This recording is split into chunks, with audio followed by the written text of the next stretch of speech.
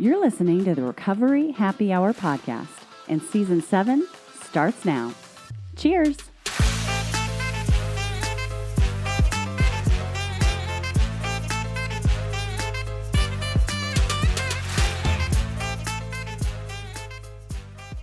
Hi, everyone. Welcome to Recovery Happy Hour, where we talk about life beyond the bottle and what happens after we stop drinking.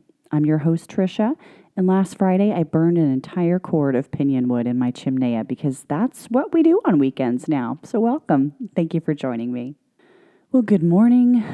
How's everyone doing? This episode won't air for a few days, but it's early Sunday morning while I'm recording this, so wakey, wakey, Trisha. Let's all enjoy my morning voice and dig right into this episode. I'm hitting another greatest hits of topics today, and that's high-functioning alcoholism. I talked about it on episode 1, and I've touched about it, here and there in a lot of intros, but that first episode was almost 3 years ago, and the audio has greatly improved since then. So let's just revisit this, shall we? I started this show for many different kinds of humans to listen to, but the types that I relate to, as far as my drinking was concerned, are the high-functioning drinker and the person who's afraid to quit because they're not sure if their problem is bad enough. I was both of those people, and the reason why I ask every interviewee at the beginning of every episode if they were a high-functioning or a low-functioning drinker is to help prove a point, that you can look like you've got your life completely together and have a drinking problem that's bad enough to decide to want to stop completely.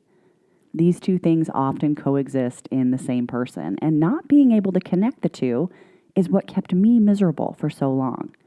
It's hard to convince someone, let alone yourself, who looks totally fine, to accept the fact that they're not fine. And there are so many external factors at play here too. A lot of us are taught not to talk about it if we're struggling, to fake it till you make it, to not ask for help because you're going to try to figure it out on your own. And as much as those habits can feel like they're supposed to help us in life, they make the ability to self-diagnose a drinking problem that much harder. And unfortunately, the tension of maintaining an internal problem and externally having to make it look like everything is great, well, no one can maintain that forever because alcohol is a physically addictive substance that, with enough use, can actually make anyone become addicted to it over time. It's progressive. When we struggle with whether or not we want to drink, a lot of us imagine the stigma of what alcoholism looks like. The idea that we typically create in our mind is one of an unhoused person living under a bridge using a brown paper bag. And I don't even like using that sentence even more, but it's the same picture that at least 50% of my guests have described as well. That they thought you could only look like that in order to have a drinking problem. And as long as you don't look like that, you're stuck in this do I or do I not cycle that keeps you going back to drinking. So if that's your only tool to diagnose a problem, well, you might want to think about using a different tool or asking yourself different questions. That back and forth is awful. And the majority of alcoholics or problem drinkers or gray area drinkers or whatever phrase you need to use to relate to this episode, the majority of them that I have personally met have all been high functioning. I met them in 12-step meetings, online groups, in person, and events and retreats. Successful, attractive, athletic, educated, families, vacations, normal dream life stuff. Even their use of alcohol could look normal on the outside because our Western culture also teaches us that drinking equals celebrating and that drinking to get drunk is totally normal. And then you have medical studies that try to prove that you need to be drinking a glass of wine a day to help your heart. And it turns out those studies get debunked over time. And we have all this conflicting information from society and culture and medicine. And it's hard. I get it. And this was me. And if this is you and you're hearing this for the first time, you're not alone. The line between a normal drinker and a high-functioning alcoholic is very blurry. And there are no hard and fast rules or criteria that you have to fit into to be in one category or the other. Okay, it's not like there are just two boxes to fit into and you have to get inside one to start getting help. That's not the case at all. Here's the deal. A lot of people that I've met in recovery aren't alcoholics. They didn't feel physically addicted, or they identified as some other type of drinker, a binge drinker, gray area drinker, problem drinker, substance use disorder, whatever. They just knew that they obsessed over this thing more than they wanted to. And the language matters as much or as little as you need for it to, because what you want to focus on asking yourself is, are you happy? Are you doing this and it's making your life better or making it worse? Are you having a hard time stopping when you want to and you don't know how to fix that? Are you hiding your drinking? And if so, why are you hiding your drinking? These are all important questions to ask yourself, because you might be stuck just trying to put yourself in one of two boxes, a normal drinker and an alcoholic. And the truth is, you can be a little bit of both, and there's a whole spectrum of words for this. So where does that put you? If you're not sure about what box you're in, go back to those questions. Are you happy or miserable? Is alcohol serving you? These are what you want to answer, not those questions in that generic 10-question quiz that you found online at 3 a.m. to tell you if your problem is bad enough to stop. I know, I took that quiz many, many, many times. If you want to go on a diet, do you wait until you're 200 pounds overweight, or do you start before that? When you fall and cut your knee open, do you clean it up and put a Band-Aid on it, or do you rub a bunch of broken glass and gravel into it and let it get really bad before you address it? Think about what's keeping you from asking for help. And spoiler alert, it's probably shame, and that too is normal. But start there. When you're lost, go back to those questions, because you deserve to be happy and free, full stop. And whether the alcohol can be part of that is a question that will probably answer itself, as long as you don't make this about moral failure, because you have not failed. You are going through something that millions of people have gone through, and they're just afraid to talk about it. So you're in the right place if you're listening to this show. I'm going to link a few episodes in the show notes if this topic resonates with you. So you can scroll down underneath this episode to click on those for more information and more stories. One is from episode 2. So if you listen on Apple Podcasts and the episodes don't go back that far, you can always try a different streaming app like Spotify, or you can listen on my website, recoveryhappyhour.com, and that's where I'll link those episodes. Before we get started, a quick thank you to today's sponsor. If you're struggling with addiction and need professional help, call Recovery Centers of America at 1-800-808-4317. You are worthy of recovery from your addiction, and calling RCA can be your first step in getting you the help you need. Recovery Centers of America answers the phone and admits patients 24/7, and because safety is a top priority, all patients and staff are routinely tested for COVID-19. RCA's expert team of physicians and medical professionals will treat you with compassion and dignity and provide an evidence-based treatment plan that is tailored to your specific needs. RCA offers detox, residential, and outpatient treatment across the East Coast and Midwest, and many of their treatment centers are in network with insurance, so their care, which is offered both in person and via teletherapy, is affordable and accessible. Make this year the year you conquer your addiction by calling 1-800-808-4317. That's 1-800-808-4317. All right, on today's show, we have Elizabeth. She is a 30-year-old actor and writer from England, and we talked a lot about the terms high functioning versus low functioning and if the word alcoholic serves her or not. Let's get to it. Hi, Elizabeth. How are you? Hi, Trisha. I'm really good, thank you. How are you? I'm good. Thank you so much for joining me this morning. For those out there in listener land, behind the scenes, sometimes the podcast looks like Trisha is recording at 7 a.m. because her guest is on a different continent. So, so good morning to me. Good afternoon to you, Elizabeth. I'm so happy to have you join me today. Oh, I'm so happy to be on this show. It's been one of my absolute saviors in my journey. So it's an absolute honor to be on here. I love it. Well, tell us real quick, you know what I'm about to ask. Tell us your name and your sober date. And would you have described yourself as a high or a low functioning drinker? So my name is Elizabeth Morris. My sobriety date is the 26th of October 2019. And I would describe myself as a high functioning drinker. To give the audience some color, we were just having a conversation about high functioning versus low functioning before we started recording. And for anyone who is unfamiliar with what I'm talking about when I say that, I'm not trying to stereotype anyone or lump anyone into any box. I know none of us really fit into one box, but I'm just trying to dispel the stigma, that in order to have a drinking problem that you have to be this a person whose life is completely out of control, who, is the trope is that they're houseless and living under a bridge and drinking out of a brown paper bag. And, after 127 episodes, we know that that's not true. You can be seemingly successful and also know that your drinking is out of control, and that's a real thing. So that's just some color on why I asked that question. Before we get into your story, tell us real quick about yourself, right now, where you live, how old you are, what you do for a living, hobbies, family, anything like that. I'm 30 years old. I live in the UK. I'm from the UK. I actually move around a lot. I go between London and Gloucestershire, where I'm from, in the English countryside. I've also spent quite a lot of time over in LA for work. So I work in the film industry as a writer and an actress. And I am currently introducing myself into the world of children's literature and illustration. So that is something that I've been focusing on during lockdown. I am not married, but I do have an amazing partner. I have lots of house plants that I am managing to keep alive. I love to dance. I love to paint. I love to sing. I run, and I spend time with my family and friends when I can, when we're not in a really strict lockdown.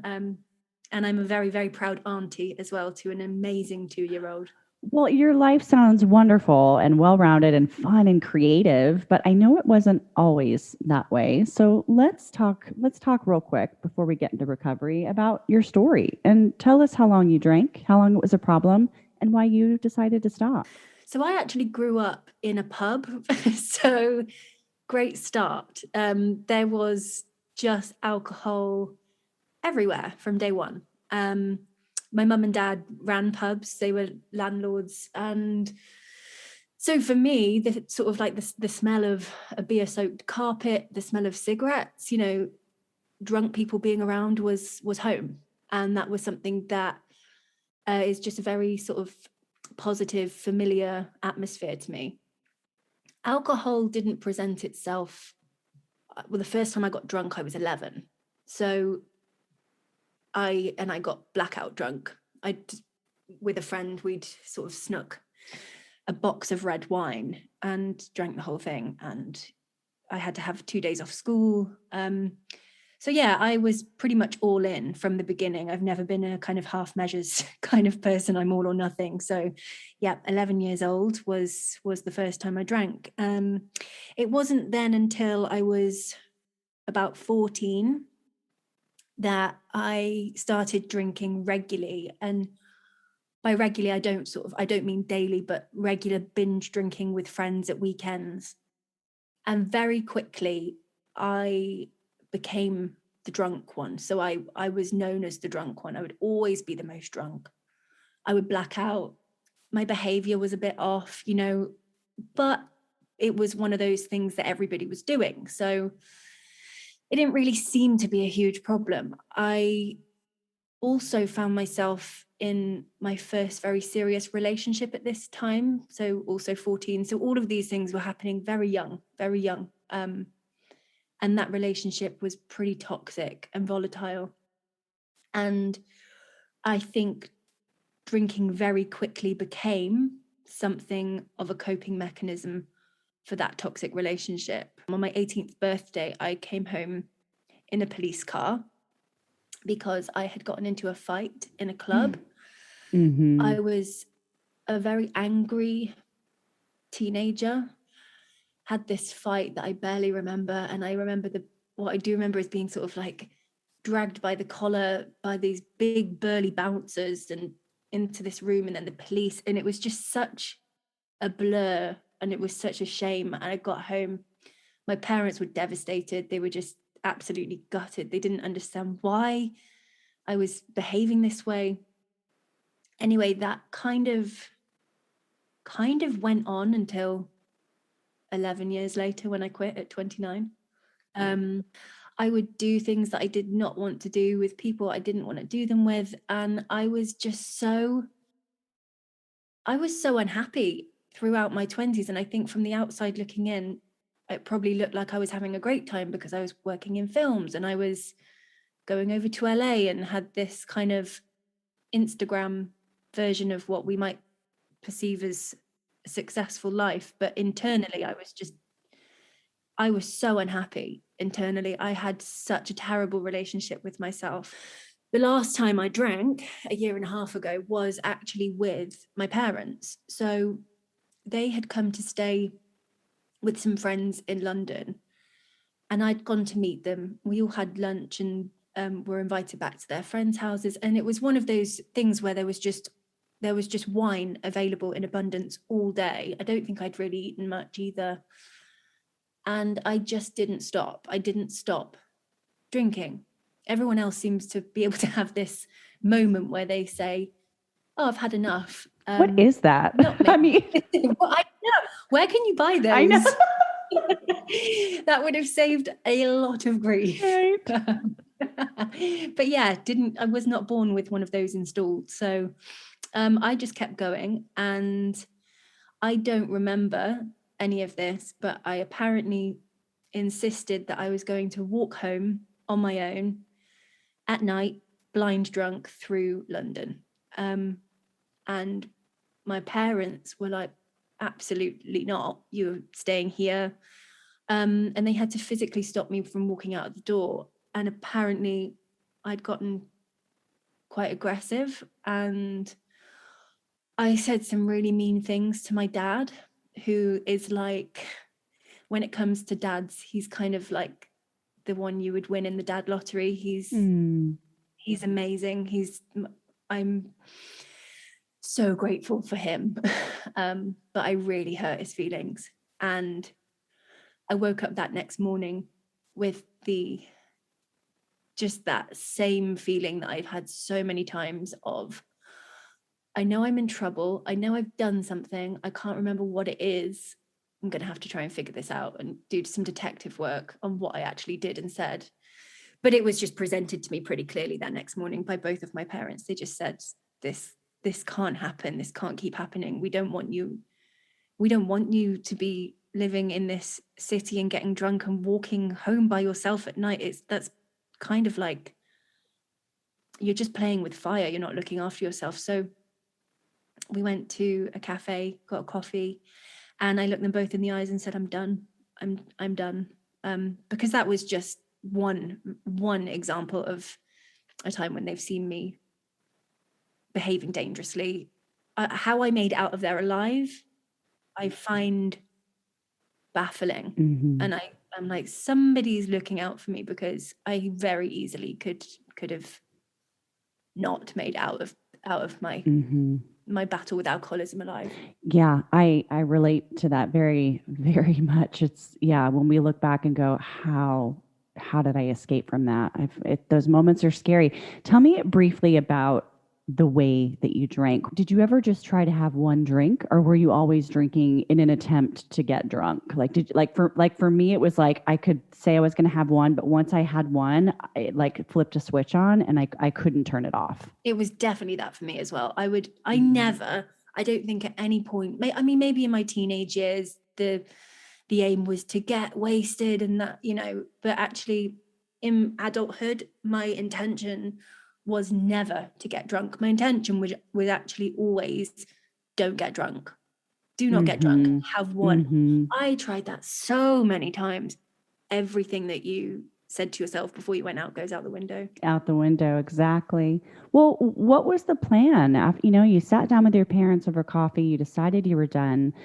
Coming from an environment where everybody is drinking, what was the plan to learn how to not drink? There wasn't really a preconceived plan, but on day one, my mum said, I'm going to do this with you. I'm going to quit. We're going to do it together, and I will support you through this whole thing. And I just said, I can't, I didn't want anyone to have to go without it. I immediately was like, no, you poor thing, you'll have to go without alcohol. I'm not going to drag you down with me. And she was like, no, it's fine. I probably drink too much too. She was never a drink to get drunk. My mum does have an off switch, but there's just wine and beer and cider everywhere. And it's just always in the fridge. There's always a bottle of wine in the fridge. And there has been in every household in my family for generations. alcoholism goes back generations in our family, and it's been romanticized for generations as well. And so it just led to us having these really, really honest, open conversations about alcohol that I don't think we'd ever really had. That was it. It was podcasts, it was books, it was apps, it was support from my network that I have around me. I'm so lucky when it comes to my friends and my family and my boyfriend, who has just been incredible. I'm so lucky when it comes to them, because they've just been like my sobriety cheerleaders. Well, and it sounds like, being accountable was a huge part of that from the get-go, which can be really scary for people, but that's really the cement in the deal. It's like once you say out loud to everyone around you, hey, I have a problem and I want to fix it, and I'm doing this now and I need your support. It's like that changes something, doesn't it? It changes everything, I think, because I've always known I had a problem with alcohol. I know that everyone around me has always known I've had a problem with alcohol. When we can all just sit together and say, we're going to talk about this, right? And everyone goes, yeah, I think it's time. And the resounding response was, yeah, cool. I think that's a really good idea that you stop drinking. Tell me what that first 30 days was like. So I had no idea that how much sugar was in wine, and wine was my drink. And so my sugar cravings were unbelievable. Girl, me too. I could not believe it. I always thought I was a savory kind of gal. Yeah, because you were getting all your sugar through alcohol, so you didn't want any more sugar. I was the same way. No, and calories as well. So I upped my eating game. And yeah, sugar was a big thing. I have actually curbed that now, I think. I don't have that now, but for the first 30 days, definitely. Me too. What was your go-to? Like anything that was available, I would take it. Chocolate, just, I was never that bothered about chocolate, but suddenly I would just have bars of chocolate everywhere and need them, and like fizzy sweets and, oh God, yeah, all of it. What was your, in addition to, giving into sugar cravings, which is fine, by the way, for everyone who's listening, don't worry about it at first. Okay. You'll deal with it later. Just learn how to not drink. What else were you adding?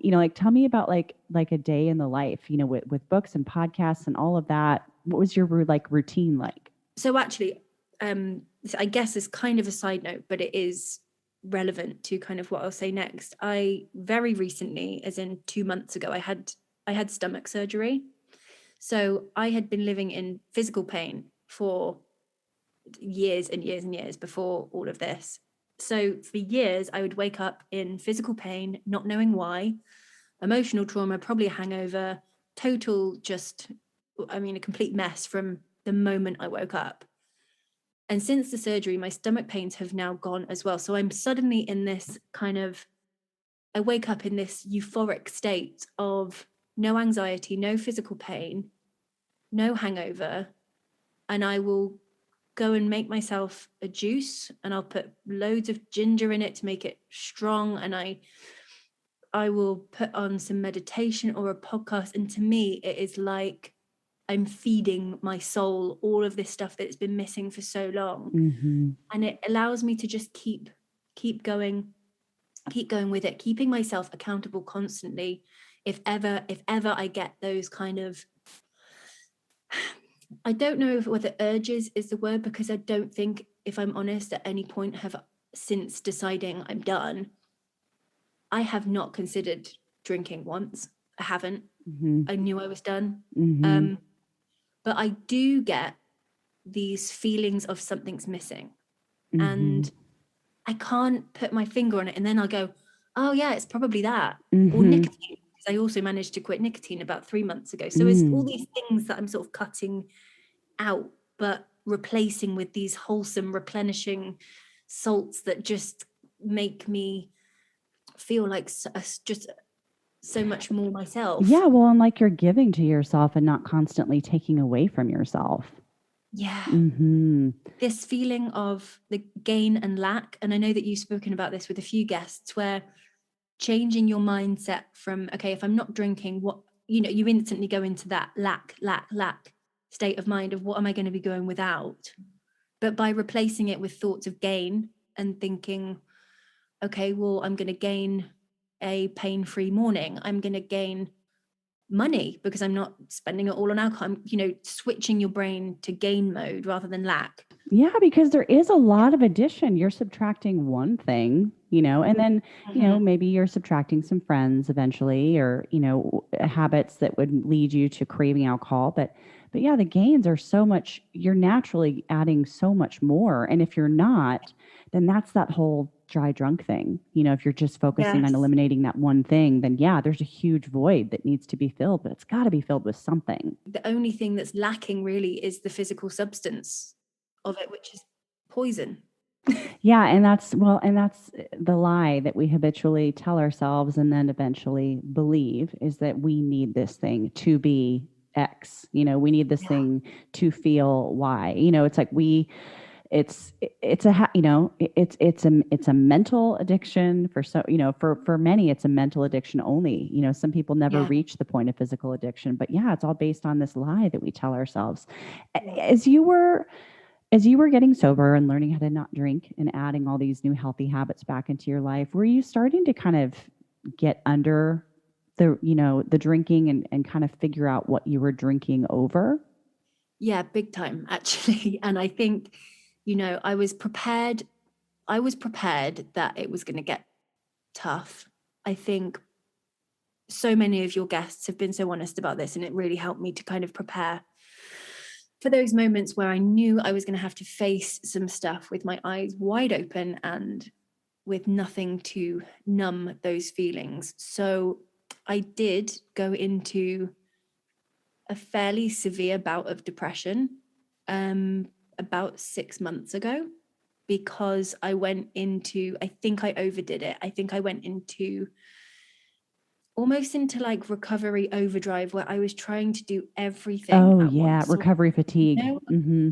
Yeah. And so I'd given up drinking, then I was trying to give up nicotine, and then I was having therapy, and then I was going to get all my physical stuff sorted with my stomach, and it was just kind of like an overhaul. And work as well was, so the film industry had gone kind of, and a giant pandemic. Let's add that into it. That wasn't ideal. Oops, that happened. So suddenly I had a bit of an identity crisis, I think, because the film industry had kind of was grinding to a bit of a halt. So I was, did that classic, well, that's it, I'm done, I'm never going to work again because, and I don't drink. So who am I? I had no idea who I was, what I was doing. And I went into this really horrible bout of depression. So I started therapy, and it's just been a lifesaver. I think I found there was two things that have stuck out for me quite a lot, which was this: my self-esteem and my relationship with myself has been really bad since I was about 14. I was a really happy kid, but when I was 14 and I started drinking, I'd also gotten into this really toxic relationship that just taught me everything about myself, I think. And, when you're that age, your brain goes back to the same degree of malleability as when you're a toddler. You are you're a sponge. And so I learned that I really believed I was a bad person. I believed that I was born bad, and I was angry at men, despite having this amazing relationship with my dad, my kind of idol and my benchmark for what a man should be. I had a really warped perspective of what my relationships should be like. My self-esteem was so low. I think on the outside, that's sometimes a little difficult for other people to believe, because I do things like put myself in films and go on stage, and that can outwardly seem like, well, you must be really happy and confident, and that's not always the case. It's not always the case. If anything, it's an extreme behavior, I think. So that was something. It was my relationship with myself. Totally, I was drinking over that. And the other thing that I'm working on at the moment, or I'm just sort of getting to learn about is childhood trauma. Oh yeah. Yeah, That's where the rubber hits the road. and I think actually something for me that was always a real issue was why me? Why me? Why me? I could not figure out what was wrong with me and why. I didn't have anything to draw from. I couldn't think of, I've got these two lovely parents who are still together and love each other, and I've got a lovely big sister, and I went to a lovely school, and I almost felt guilty for having such crippling depression and suffering with alcoholism when I felt like I didn't really have a reason. Yeah, it's like, well, but my life wasn't hard enough. Why do Yeah, I hurt this bad? Like yeah. How dare I I? shouldn't. Yeah, Yeah, and yeah, shitting on yourself. I felt that really intensely. So I had two major surgeries before I was 2, and I was like, oh, that's childhood trauma.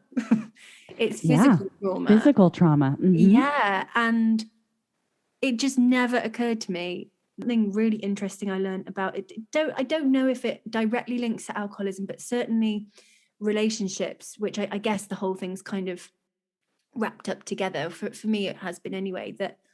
So my parents would always look at me with a smile and say, everything's okay, everything's okay.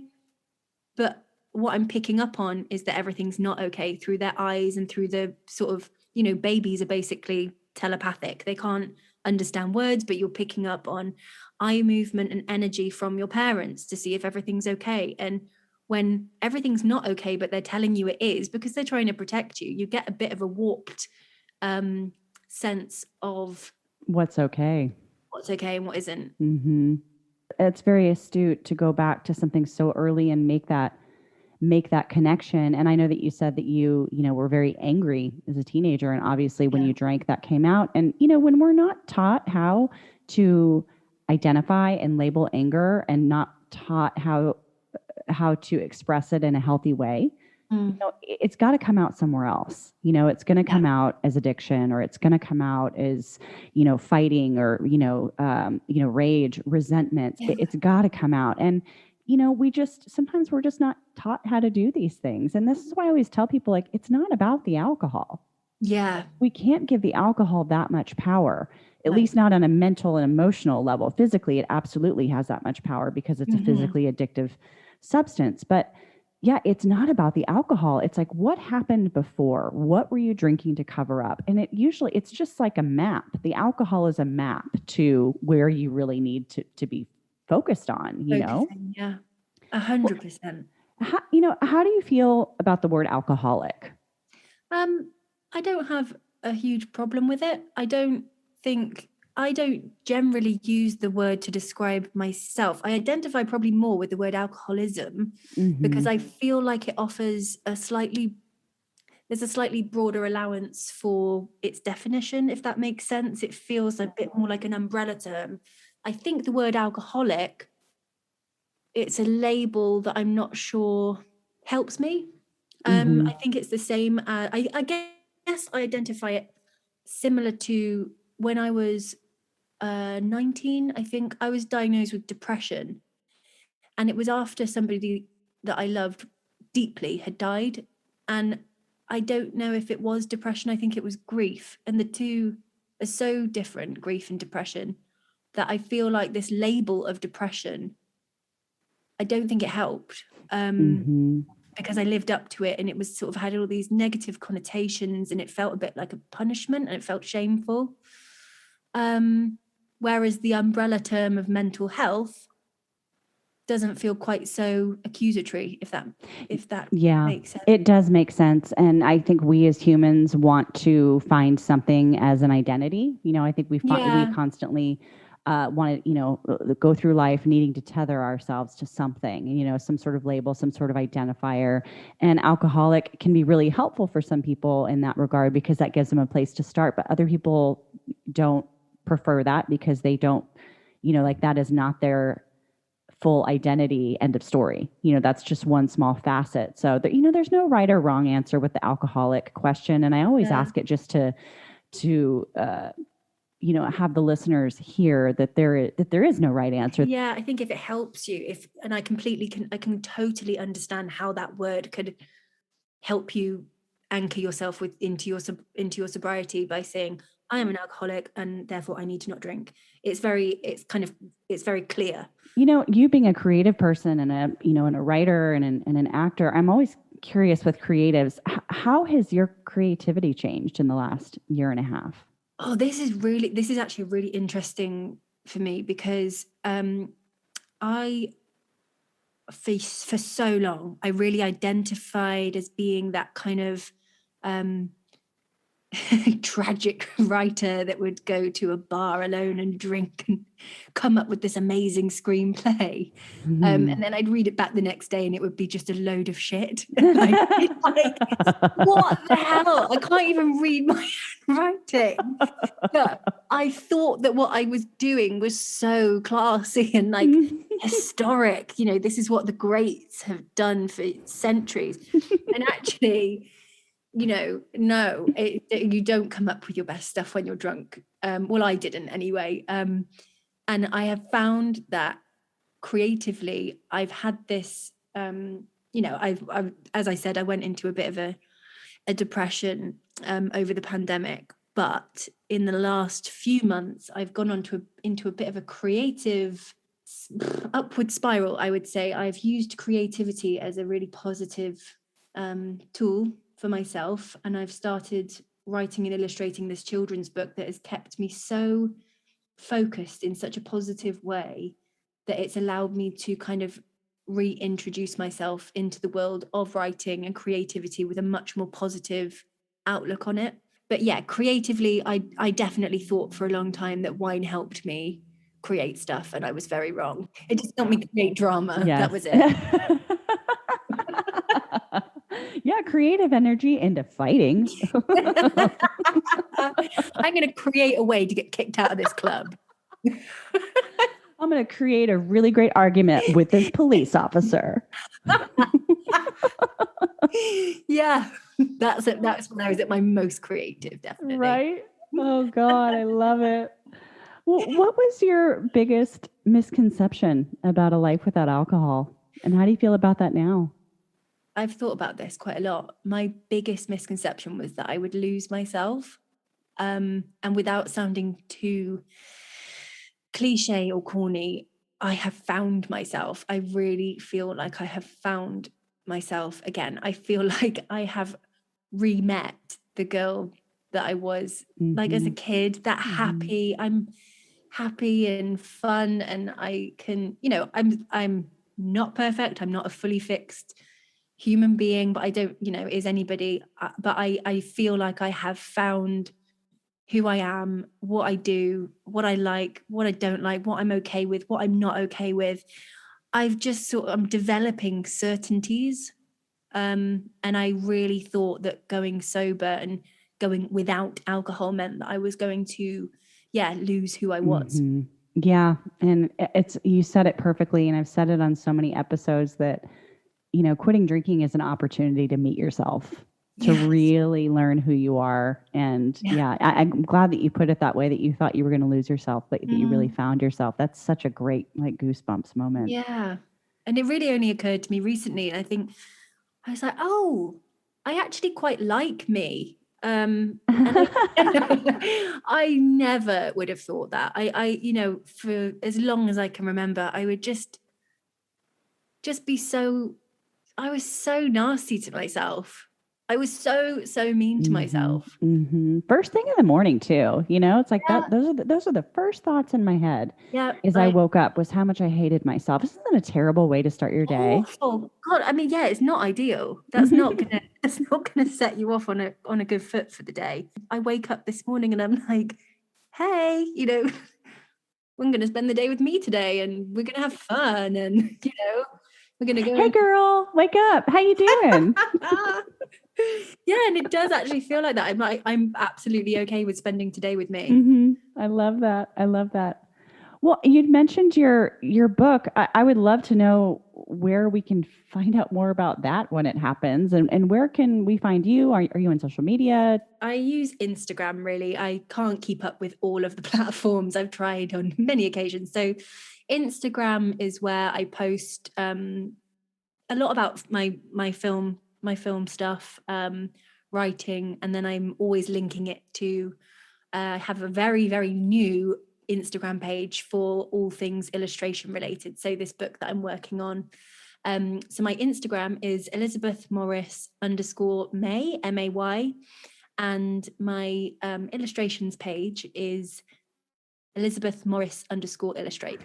If somebody wants to stop drinking, or if they're struggling and they don't even know if they want to stop yet, what advice would you give them?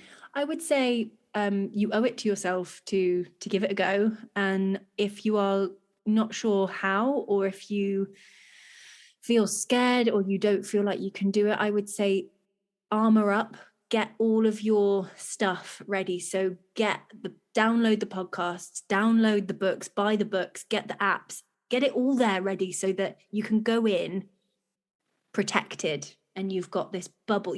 Get your support network around you. Make sure that you are surrounded by people who genuinely want the best for you. And I think that will make the whole process so much easier, to just have as many things as possible to call on when those struggles do arise. But I would just say, it's classic, but if you think you've got a problem with alcohol, you probably do. If it's something that comes up for you quite a lot, if you do the classic Googling, am I an alcoholic at 4 a.m. after a night out, the likelihood is you could probably do without it in your life, I think. So armor up. That's great. That's great advice. And there's a lot of armor out there. There are so many ways to do this. So podcasts, books, social media, family support, accountability, therapy. I mean, those are all great ways to armor yourself up. Elizabeth, is there anything else you'd like to add? Anything else you'd like to share with the audience while we've still got them? I would just say, if you are considering going sober, I promise you, your life will change for the better. And there's some tough moments, but it's so worth it. And you have everybody's support. We're all here cheering you on. So you can do it. You can do it. You can do it. I vouch for that. You can do it. You can do it. You can do it. So that was 6. You could do it. Yeah. Well, 7 just now. So that's all good stuff. Well, Elizabeth, thank you for taking the time out of your day to sit down with me and share your story and give back to the audience. I know that, you've been on the other side, and now you're here, and congratulations. Thank you so much. You're so welcome. And thank you so much for having me. That's all for this week, everyone. Thank you for listening. If you'd like to learn more about the show or make a donation, you can visit recoveryhappyhour.com. And if you'd like to support the podcast, make sure you're subscribed. For any show notes, scroll down underneath this episode on whatever podcast you're listening to and click the links there, or visit recoveryhappyhour.com. Thanks for having happy hour with me today and celebrating that there is life beyond the bottle. And hey, it's a life worth living. See you next time.